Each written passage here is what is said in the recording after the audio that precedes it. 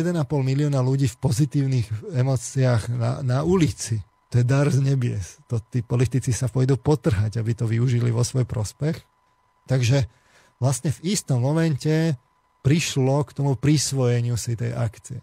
A tu je vidno tú zdrcujúcu pretvárku tej dnešnej spoločnosti, lebo prišli tam teda zrazu z celej Európy tí politici a postavili sa na čelo toho davu a viedli ho. Toto nám bolo predané v médiách. A samozrejme, keď vy sa postavíte na čelo toho davu, tak vy ste ten, kto formuluje, čo ten dav vlastne chce.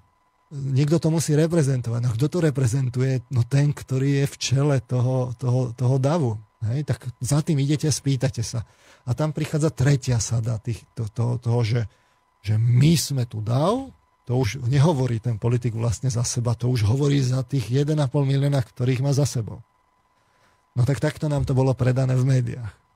Realita bola taká, že politici sa postavili do vedľajšej ulice, kde nebol žiaden dav, prišli tam na limuzínach, postavili sa tam, bol tam bezpečnostný personál, dohromady pár ľudí za nimi, urobili sa tie fotografie, tak si všimnite, že všetky sú v tej rovine očí, no. lebo hneď ako sa ukázali tie fotografie trochu vyššie, tak sa ukázalo, že za nimi dohromady nikto nie je. Prázdny priestor bol za nimi. Potom, keď toto nafotili a urobili tam tie svoje akoby mediálne grimasy, ktoré akože tam teraz kývali a teraz sa nejako tvárili, ktoré im de facto dali ten mandát, že môžu hovoriť za ten dav, tak hneď ako si to prevzali, nastúpili zase do tých limuzín a odišli.